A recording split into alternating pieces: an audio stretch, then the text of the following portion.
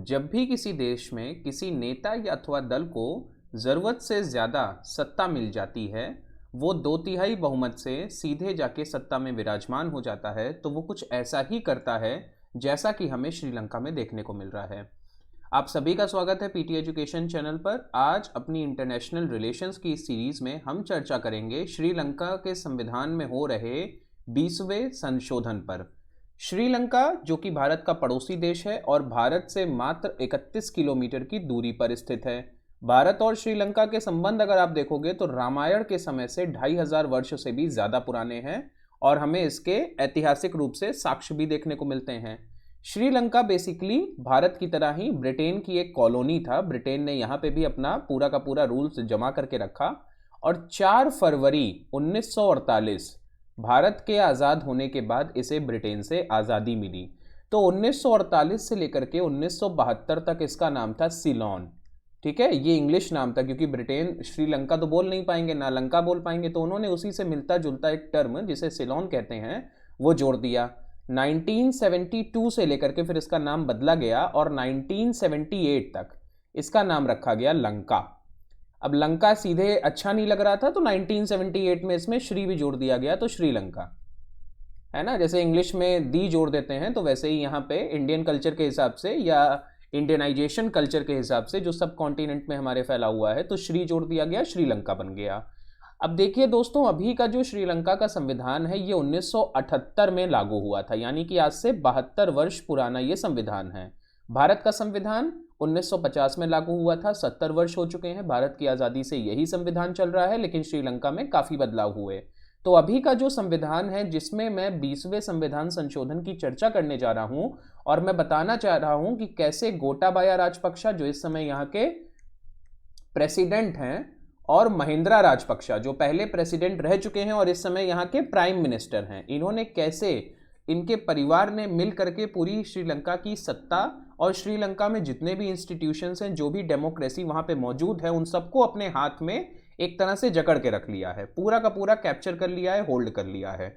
और इस 20वें संविधान संशोधन के क्या आयाम हैं, तो इसको हम अच्छे से अभी समझेंगे और पूरी स्टोरी समझेंगे कि ये हुआ क्यों, क्योंकि इसकी कहानी पीछे की कहानियों से जुड़ी हुई है।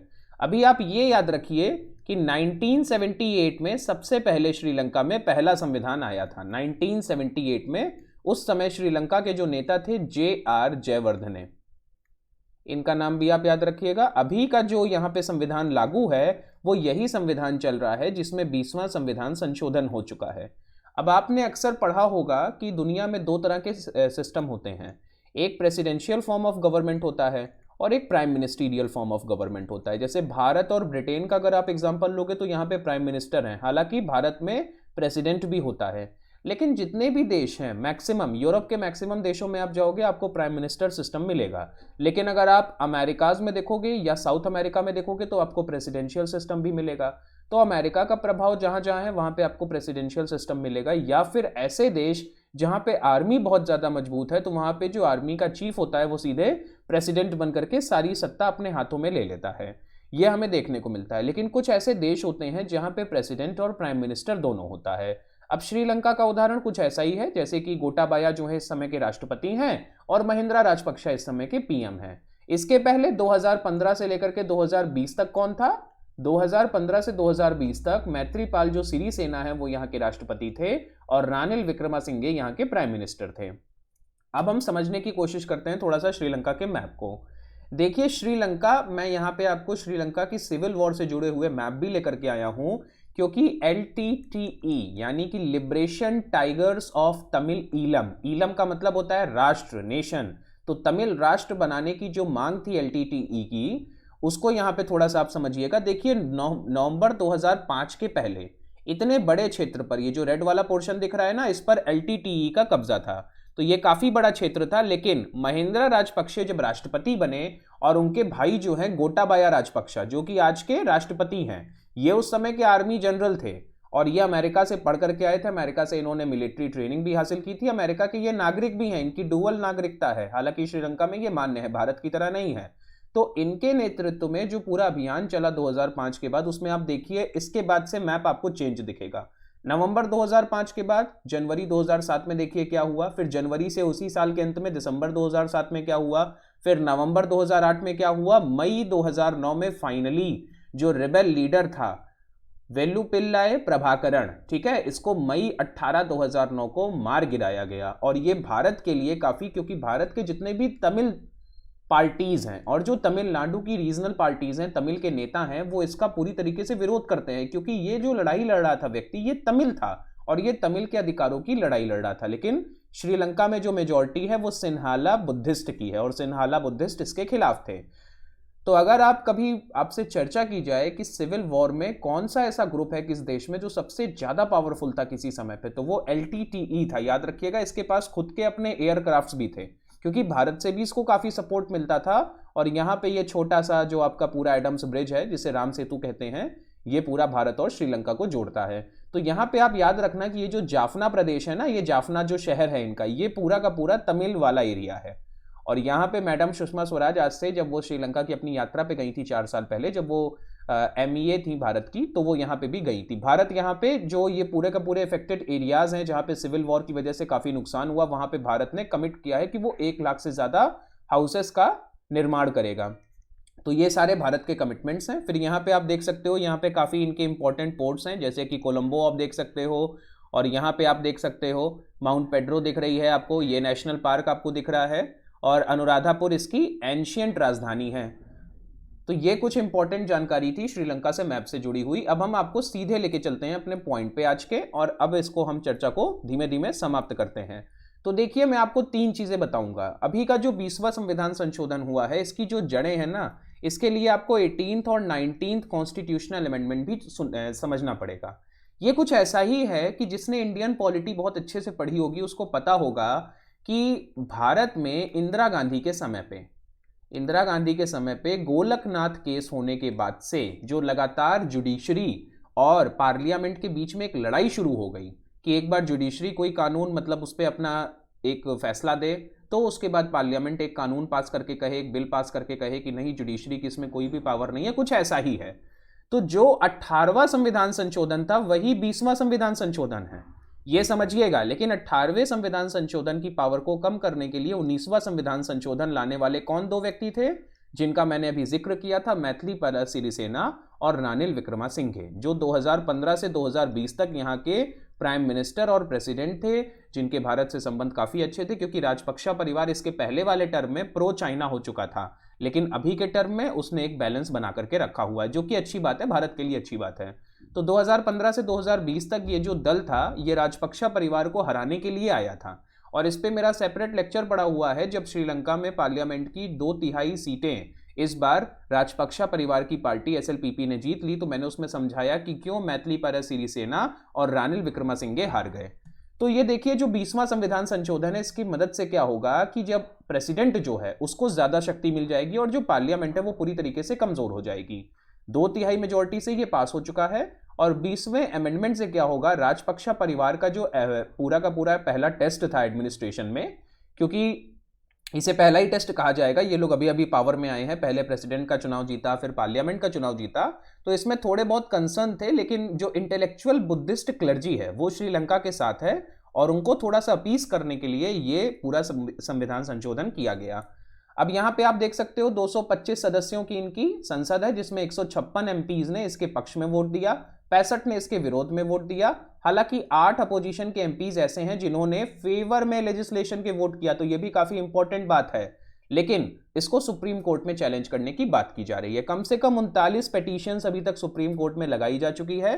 हालांकि सुप्रीम कोर्ट का जो यहाँ पे निर्णय होने वाला है दोस्तों, वो भी प्रो लेजिस्लेशन ही होगा, क्योंकि ऐसा पहले भी देखा गया है, ऐसे केसेस में सुप्रीम कोर्ट बहुत ज्यादा इंडिपेंडेंट नहीं है। भारत के सुप्रीम कोर्ट जितना पावरफुल थोड़ी ना है यार, कि यहाँ पे सब कुछ उनको, जो आपने सुप्रीम कोर्ट के जितने भी आपने आर्टिकल्स पढ़े हैं ना, उसमें आपको पता होगा कि सुप्रीम कोर्ट इंडिपेंडेंट क्यों है, क्योंकि उसकी बहुत सी चीजें कॉन्स्टिट्यूशन में लिखी हुई हैं। कॉन्स्टिट्यूशन उसको अधिकार देता है कि उसका अपना कोलेजियम सिस्टम होगा, उसकी इंडिपेंडेंस है उस मामले में, फिर उसकी सैलरी या अलाउंसेस जो उनके जजेस की हैं वो पूरा कंसोलिडेटेड फंड से जाती है। श्रीलंका में ऐसा कोई प्रावधान ही नहीं है, तो फिर उनको भी तो पोस्ट रिटायरमेंट बेनिफिट चाहिए होगा ना, उनको भी तो अपने परिवार की चिंता करनी पड़ेगी।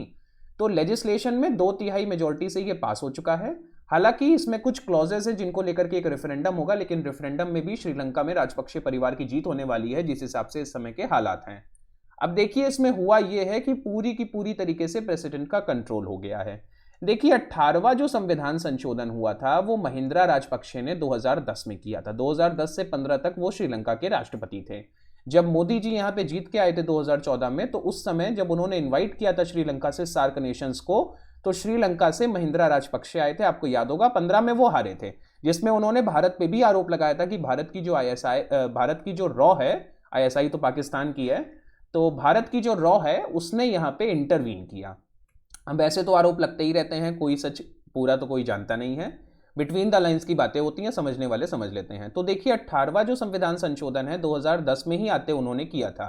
उन्होंने 18वें संविधान संशोधन से किया क्या था, बहुत सी चीजें थी। अब मैंने आपको बताया कि ये ना तो प्रेसिडेंशियल सिस्टम है श्रीलंका का, ना तो ये प्राइम मिनिस्टीरियल सिस्टम है, ये दोनों दोनों है, हाफ हाफ है, जिसमें एक टिल्ट रहता है। टिल्ट मतलब एक तरफ का झुकाव रहता है। 2010 से 2015 तक ये राष्ट्रपति के पक्ष में झुका हुआ था। ठीक है, आपको ये बात समझनी है कि यहां पे प्रेसिडेंट और प्राइम मिनिस्टर है, लेकिन अब पावर किसके पास ज्यादा होगी, कौन व्यक्ति है जो दूसरे को अपॉइंट कर सकता है और कौन व्यक्ति है जो दूसरे को हटा सकता है, इसको लेकर के सिस्टम था। तो 2010 से 2015 तक जो 18वां संविधान संशोधन हुआ उसमें यही सारे फीचर्स थे कि प्रेसिडेंट प्राइम मिनिस्टर को कभी भी हटा सकता है और कभी भी अपॉइंट कर सकता है, चेहरा बदल सकता है, कुछ भी कर सकता है। प्रेसिडेंट जो है यहाँ पे एक काउंसिल बनाई गई थी, कॉन्स्टिट्यूशनल काउंसिल, जो थोड़ा सा चेक एंड बैलेंस प्रोवाइड करती थी। प्रेसिडेंट के डिसीजंस पे उसको डिसीजन बदलने का अधिकार था, लेकिन जब महिंद्रा राजपक्षे ने 18वां संविधान संशोधन किया तो उसमें सीधे सीधे लिखा कि काउंसिल को की बात को मानने के लिए राष्ट्रपति बाध्य नहीं होगा। ये चीजें हो गई। फिर प्रेसिडेंट के सिस्टम में और भी बहुत सी चीजें थी, जैसे पहले नो टर्म लिमिट थी। जैसे आपने देखा कि रशिया में पुतिन ने 2 टर्म बनाया था कि 6-6 साल के लिए 2 बार एक व्यक्ति राष्ट्रपति बन सकता है, लेकिन उन्होंने उस टर्म लिमिट को समाप्त करके नया कॉन्स्टिट्यूशन बना करके अपने आप को फिर अगले 12 से 24 साल के लिए राष्ट्रपति बना लिया। तो ये नो टर्म था, यानी कि आपकी कोई भी लिमिट नहीं है, एक व्यक्ति कितनी भी बार चाहे राष्ट्रपति बन सकता है। तो ये सारी कुछ पावर्स थी। और ये जो काउंसिल थी ना दोस्तों, ये 10 सदस्यों की हुआ करती थी, इसको कम करके 5 कर दिया गया था ताकि इसके इन्फ्लुएंस को भी रोका जा सके। अब ये पूरा का पूरा कार्यकाल था। साथ ही जो प्रेसिडेंट का कार्यकाल था उसे 6 वर्ष करने की बात की गई थी। अब ये तो हुआ 18वां संविधान संशोधन, लेकिन आपको पता है राजपक्षा परिवार 2015 में हार जाता है, बहुत बुरी तरीके से हार होती है, और फिर आता है श्रीलंका में 19वां संविधान संशोधन। अब ये 19वां संविधान संशोधन 18वें के ठीक अपोजिट में है। यहां पे क्या होगा कि जो प्राइम मिनिस्टर है अब उसको राष्ट्रपति अपनी मर्जी से नहीं बैठा सकता है और हटा सकता है। आपको श्रीलंका की पॉलिटिकल क्राइसिस याद होगी, मैथिलीपाला सिरिसेना ने क्या किया था कि रानिल विक्रमासिंघे को अचानक से प्राइम मिनिस्टर के पद से हटा दिया और उनकी जगह पे महिंद्रा राजपक्षे को प्राइम मिनिस्टर अपना बना दिया। लेकिन वो ऐसा तब नहीं कर सकते थे क्योंकि ये 19th कॉन्स्टिट्यूशनल अमेंडमेंट उनके आड़े हाथों आ गया, जिसमें ये पावर उनके पास नहीं थी। सुप्रीम कोर्ट में मामला गया, सुप्रीम कोर्ट ने मामला रानिल विक्रमासिंघे के पक्ष में सुनाया। तो 19वें संविधान संशोधन में, जिसको करने के लिए 2015 में ये पूरा गठबंधन बना था मैथिलीपाला सिरिसेना और रानिल विक्रमासिंघे का राजपक्षा परिवार के खिलाफ, 19वें संविधान संशोधन में फिर से ये सारी पावर्स रिस्टोर की गई। अब यहां पे टर्म लिमिट लगा दी गई कि एक व्यक्ति सिर्फ 2 बार राष्ट्रपति बन सकेगा। राष्ट्रपति के रूप में उसके पास कोई भी असीमित शक्तियां नहीं होंगी। जो काउंसिल है, कॉन्स्टिट्यूशनल काउंसिल, इसकी सदस्यों की संख्या को 5 से बढ़ा के फिर 10 कर दिया गया और उसके डिसीजंस को बाध्यकारी बना दिया गया, यानी कि आपको मानना ही पड़ेगा। ठीक है, फिर यहां पे जो आपकी टर्म लिमिट थी समाप्त की गई। और अगर आप डुअल सिटीजन हो, सबसे बड़ी बात, अगर आप डुअल सिटीजन हो तो आप राष्ट्रपति बन ही नहीं सकते। और उस समय राजपक्षे परिवार के 2 लोग अमेरिका के भी और श्रीलंका के भी सिटीजन थे, जिसमें गोटाबाया राजपक्षे जो आज के राष्ट्रपति हैं वो भी थे। फिर जो 6 साल का जो आपका टर्म होता है इसको घटा करके 5 साल फिर से कर दिया गया। तो ऐसी बहुत सी चीजें थी। और जितने भी देखिए, अब जितने भी यहाँ पे इंडिपेंडेंट इंस्टीट्यूशंस आते हैं उनको भी समझ लेते हैं कि उनका रोल क्या होता है। देखिए, भारत में इलेक्शन कमीशन है, भारत में सुप्रीम कोर्ट है, भारत में अपना एक कैग है, भारत में आपका अटॉर्नी जनरल तो खैर सरकार का है, लेकिन ये 3 आप इंडिपेंडेंट मान सकते हो। पूरी तरीके से ये इंडिपेंडेंट है भारत में। इनको इंडिपेंडेंट ऑफ पूरी की पूरी इनकी सिक्योरिटी ऑफ टेन्योर है, इनको सैलरी अलाउंसेस इनके पूरे मिलेंगे, कंसोलिडेटेड फंड से मिलेंगे। तो ये इंडिपेंडेंटली भारत में काम करते हैं। लेकिन श्रीलंका में ऐसा कुछ भी नहीं है। जब 18वां संविधान संशोधन हुआ, 18वां संविधान संशोधन बराबर 20th कॉन्स्टिट्यूशनल अमेंडमेंट, ये बात आप समझ के रखिएगा। और 19th इसके अपोजिट में था, जो कि अब नहीं रहेगा। तो 18th बराबर जो 20th कॉन्स्टिट्यूशनल अमेंडमेंट है, यानी 18th और 20th सेम है। तो इसमें क्या था, 18th और 20th में क्या होगा कि जो प्रेसिडेंट है आपका, यानी कि राजपक्षे परिवार का व्यक्ति, 18th में महिंद्रा राजपक्षे थे, अब इसके होने के बाद गोटाबाया राजपक्षा हैं, तो इनके कंट्रोल में इलेक्शन कमीशन काम करेगा, सुप्रीम कोर्ट काम करेगा, कैग होगा कोई ऑडिट करने के लिए तो वो काम करेगा। तो जितने भी इंडिपेंडेंट इंस्टीट्यूट्स हैं वो अब प्रेसिडेंट के अंतर्गत आ गए। लेकिन 19th कॉन्स्टिट्यूशनल अमेंडमेंट जो 2015 में सिरिसेना ने किया था, उसके तहत ये सारे के सारे पार्लियामेंट के लिए लायबल थे। तो ये कुछ बेसिक चीजें थी जो आपको समझनी थी कि कैसे ये पूरा का पूरा जो सिस्टम है अब ये प्रेसिडेंट के लिए टिल्ट कर चुका है, प्रेसिडेंट की तरफ झुक चुका है ज्यादा, ठीक है, प्राइम मिनिस्टर की तरफ थोड़ा सा झुका हुआ है। अब प्राइम मिनिस्टर कहने को तो वो राजपक्षा परिवार का ही होगा, लेकिन प्रेसिडेंट के पास असीम ताकतें आ चुकी हैं, इन्फिनाइट पावर्स आ चुकी हैं, और ये एक डिक्टेटरशिप की निशानी है। देखिए, जब भी किसी व्यक्ति के पास जरूरत से ज्यादा ताकत हो जाती है ना, तो वो आपको स्टेटमेंट तो याद होगा ही, power corrupts and absolute power corrupts absolutely, तो वो स्टेटमेंट आपको याद ही होगा। तो एक बार रिपीट कर दीजिएगा, और किसने दिया था ये स्टेटमेंट ये भी बताइएगा। सॉक्रेट्स ने दिया, प्लेटो ने दिया, एरिस्टोटल ने दिया, किसने दिया, ये आप मुझे कमेंट थ्रेड में बताएंगे, और इसको पूरा स्टेटमेंट लिखेंगे भी। अब देखिए, वही चीज़ें यहाँ पे लिखी हुई है, मैंने आपको समझा दिया है, बट एक बार आपके स्टेटमेंट को पढ़ने के लिहाज से आपके लिए समझा देता हूँ एक बार फिर से। देखिए, श्रीलंका में जो 19वां संविधान संशोधन हुआ था 2015 में, जो राजपक्षा कैंप के लिए अपोजिशन ने किया था, राजपक्षा कैंप को हराने के लिए अपोजिशन यानी कि सिरिसेना और रानिल विक्रमासिंघे ने किया था, उसको समाप्त करके 20वां संविधान संशोधन हो चुका है, ठीक है, जिसमें जो प्रेसिडेंशियल पावर्स हैं, अब देखिए 19वें में क्या हुआ था, प्रेसिडेंशियल पावर्स को क्लिप किया गया था, कम किया गया था, और पार्लियामेंट को मजबूत किया गया था। अब ये जो नई लेजिस्लेशन है, इसने फिर से प्राइम मिनिस्टर के रोल को घटा करके केवल एक सेरेमोनियल बना दिया है। जैसे भारत में प्रेसिडेंट होता है ना, कि प्रेसिडेंट के नाम पे सब कुछ होता है, लेकिन प्रेसिडेंट के पास ओरिजिनल पावर कुछ भी नहीं है। प्रेसिडेंट जो होता है वो कैबिनेट के आधार पर, कैबिनेट का जो डिसीजन होता है उसके आधार पर यहां पे पार्टिसिपेट करता है। अब यहां पे श्रीलंका में क्या हुआ है, ठीक अपोजिट है, प्रेसिडेंट सब कुछ है, प्राइम मिनिस्टर जो है वो केवल सेरेमोनियल है, केवल दिखावटी है, एक शोपीस टाइप का है। अब ये चेंज होने के साथ साथ जो राजपक्षा परिवार है वो अपनी मिनिस्ट्रीज को अपने हिसाब से मैनेज कर सकते हैं। किसी भी मिनिस्टर को कभी भी अपॉइंट करना, कभी भी फायर करना, मतलब बर्खास्त कर देना, उनके पास है।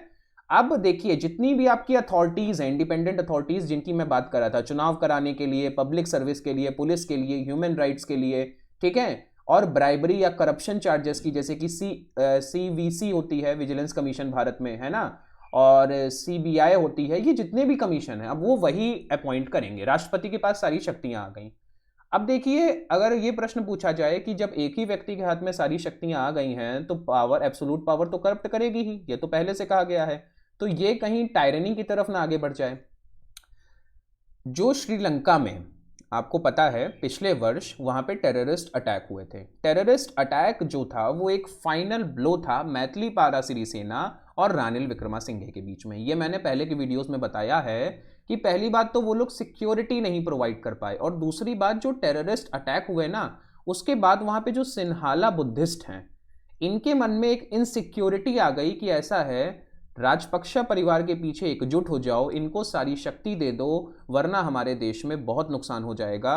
एक थोड़ा सा मुस्लिम्स को लेकर के इनसिक्योरिटी फील करना। और याद रखिएगा, सिन्हालाज ने एक सिविल वॉर झेली है तमिल्स के साथ 35 से 40 वर्ष तक, ठीक है। अभी आपको पता होगा एक कंट्रोवर्सी, 800 मूवी रिलीज होने वाली थी, बनने वाली थी। 800 मूवी किसके ऊपर है, 800 विकेट लेने वाला कौन है, 800 विकेट लेने वाला व्यक्ति है मुथैया मुरलीधरन, ठीक है, श्रीलंका का प्लेयर है, आप में से कई लोग जानते होंगे।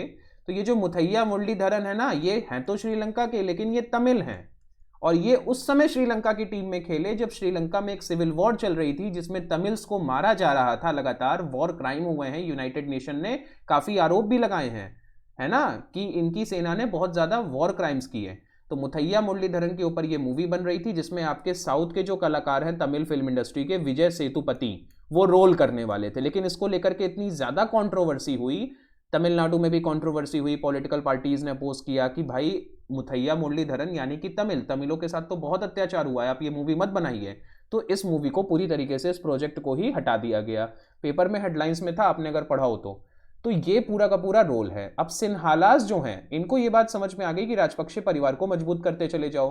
श्रीलंका में एक जनरल परसेप्शन अब ये बन रहा है, देखिए जो मैथिलीपाला सिरिसेना और रानिल विक्रमासिंघे थे जो 2015 में चुन के आए थे, इनको तमिलों का बहुत वोट मिला था, लेकिन राजपक्षा परिवार 2020 में बिल्कुल भी इसको तमिल का वोट नहीं मिला और इसको चाहिए भी नहीं। अब श्रीलंका में एक 13वां संविधान संशोधन है, ठीक है, 13th कॉन्स्टिट्यूशनल अमेंडमेंट, इसका आप जिक्र करेंगे कमेंट थ्रेड में, कई बार इसका जिक्र किया गया है। राजीव गांधी जब प्राइम मिनिस्टर थे तो उन्होंने कहा था, उन्होंने श्रीलंका, पहले भारत जो है वो एलटीटीई का सपोर्ट करता था, भारत से काफी हथियार और पैसों की सप्लाई होती थी। राजीव गांधी को यह बात समझ में आई 1984 के बाद जब वो पीएम बने कि अगर हमने आज एलटीटीई का समर्थन किया और एलटीटीई श्रीलंका में आ गया तो ये तमिलनाडु को भी भारत से अलग करने की कोशिश करेगा, ये चीज वो समझ गए थे। उन्होंने इंटरवीन किया और उन्होंने श्रीलंका से कहा कि हम आपको सपोर्ट कर रहे हैं लेकिन आप तमिल को अधिकार देंगे, हम एलटीटीई का समर्थन नहीं करेंगे क्योंकि वो एक वायलेंट ग्रुप है, हम उसको हथियार या पैसे नहीं देंगे, भारत सरकार की तरफ से उसको कोई भी सपोर्ट नहीं होगा, लेकिन आप श्रीलंका में एक वादा करो कि आप 13th कॉन्स्टिट्यूशनल अमेंडमेंट करोगे जिसमें तमिलों को ज्यादा अधिकार दिए जाएंगे। ये अमेंडमेंट ना कभी हुआ है ना कभी होगा, ये चीज याद रखिएगा, कोई भी सरकार नहीं करने वाली है, मेजॉरिटी के दम पे वो सरकार बन रही है, उसको माइनॉरिटी से कोई मतलब नहीं है। तो पहले तो तमिल का ही इशू था, फिर मुस्लिम्स का इशू आया क्योंकि टेररिस्ट अटैक हुए और क्रिश्चियंस को भी लगातार ये डर है कि वो लगातार साइडलाइन किए जा रहे हैं। ज्यादा जो कॉन्सेंट्रेशन होता है पावर का वो हमेशा खतरनाक होता है क्योंकि इससे टायरेंट का एक जन्म हो सकता है। श्रीलंका के लीडर्स को भी इस बात को इंश्योर करना चाहिए कि वो एक वाइब्रेंट डेमोक्रेसी बनी रहे, ठीक है, जिसमें चेक्स एंड बैलेंसेस हो, सेपरेशन ऑफ पावर हो, एक ही व्यक्ति के हाथ में सारी शक्ति ना हो क्योंकि अगर उस व्यक्ति का दिमाग खराब हुआ तो वो कुछ भी कर सकता है, और कॉन्स्टिट्यूशन के हिसाब से चलें। तो ये था आज का हमारा लेक्चर, आई होप आपको पसंद आएगा। टीम पीटी की तरफ से ये रिसोर्सेज आप ही के लिए हैं, आप इनमें एनरोल कीजिए और इनका लाभ उठाइए। अगर आप चाहते हैं कि मैं एलटीटीई की स्टोरी और पूरा का पूरा श्रीलंका का जो सिविल वॉर था उस पर भी कोई वीडियो लेकर के आऊं तो आप कमेंट थ्रेड में ज़रूर बताइए, जितने ज़्यादा कमेंट आएंगे उतनी जल्दी वो वीडियो रिलीज होगा, और अगर कमेंट नहीं आएंगे तो वीडियो नहीं रिलीज होगा। सिंपल सी बात है, आपका मोटिवेशन जो है, आपकी तरफ से जो एफर्ट्स हैं वो हमारे लिए मोटिवेशन का काम करते हैं, आपके एफर्ट्स कम तो हमारा मोटिवेशन कम, तो फिर आप समझ रहे हो ना कि न्यूटन का थर्ड लॉ क्या कहता है। तो एक बार रिपीट कर देना उसे भी कमेंट थ्रेड में, और अगर वीडियो देख रहे हैं तो लाइक ज़रूर कीजिएगा, कमेंट ज़रूर कीजिएगा, अच्छा या बुरा नहीं पसंद आ रहा है तो भी कमेंट कीजिए, लेकिन कीजिए, ये ज़रूरी है। तो हम फिर मिलेंगे एक नए लेक्चर के साथ, तब तक के लिए नमस्ते और जय हिंद।